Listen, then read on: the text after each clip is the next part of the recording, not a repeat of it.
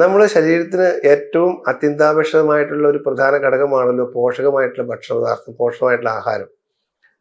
നമുക്ക് പാല്, നെയ്യ്, തൈര്, മോര് ഇങ്ങനെ പല വിധത്തിലുള്ള പശുവിൻ്റെ ഉൽപ്പന്നങ്ങൾ പല വിധത്തിൽ നമ്മൾ ഉപയോഗിക്കുന്നുണ്ട്.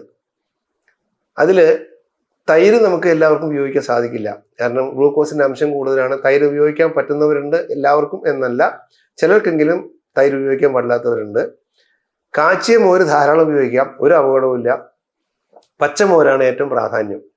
ഈ പച്ചമോരിൻ്റെ പ്രാധാന്യം എന്താണെന്ന് വെച്ചാൽ നമ്മുടെ ആമാശയത്തിൽ ആവശ്യത്തിലധികം ബാക്ടീരിയയുടെ പ്രവർത്തനം നടക്കുന്നുണ്ട്. ശുദ്ധമായ ബാക്ടീരിയകൾ വേണം നമുക്ക് ശരീരത്തിൽ ദഹനക്രിയ നടക്കണമെങ്കിൽ. ആ പച്ചമോരിൽ കൊണ്ട് സാധിക്കും അത്. നമ്മൾ എന്ത് ഭക്ഷണപദാർത്ഥം കഴിച്ചാലും ഇപ്പോൾ എന്ത് ഇത് കഴിച്ചാലും ഡൈജഷൻ നടക്കണമല്ലോ. ദഹനം നടക്കുക എന്നുള്ളതാണ് ഒരു പ്രധാന ഘടകം. ഈ ദഹനക്രിയയ്ക്ക് ഏറ്റവും അഭികാമ്യം പച്ചമോരാണ്. ഇപ്പോൾ സാധാരണ പഴയ കാലങ്ങളിൽ പൂർവികരായിട്ട് ചെയ്തുകൊണ്ടിരിക്കുന്ന ഒരു ക്രമമുണ്ട് ഭക്ഷണ രീതി തന്നെ.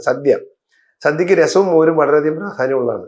രസം ദഹനക്രിയ വർദ്ധിപ്പിക്കും. അതോടൊപ്പം തന്നെ ഇൻഡൈജഷൻ പ്രോബ്ലം എന്തെങ്കിലും ഉണ്ടെങ്കിൽ അതിനെ മാറ്റാൻ ഈ പച്ചമോര് സാധിക്കും. പച്ചമോര് വളരെയധികം പ്രാധാന്യം ശരീരത്തിൽ അർഹിക്കുന്നു. തീർച്ചയായിട്ടും നിങ്ങൾക്ക് ഉച്ച സമയത്ത് കഴിക്കുന്ന ഭക്ഷണത്തിലാണ് ഈ പച്ചമോര് ഒരു പ്രധാന ഭക്ഷണമായിട്ട് ഉപയോഗിക്കുക. വളരെ നല്ലതാണ് പച്ചമോര്. വൈകിട്ട് സാധാരണ ഉപയോഗിക്കാറില്ല. ഉച്ചയ്ക്കാണ് പച്ചമോരിന് പ്രാധാന്യം. പച്ചമോര് നമുക്ക് ശരീരത്തിന് ഒരുപാട് ഗുണങ്ങൾ ചെയ്യുന്നുണ്ട്.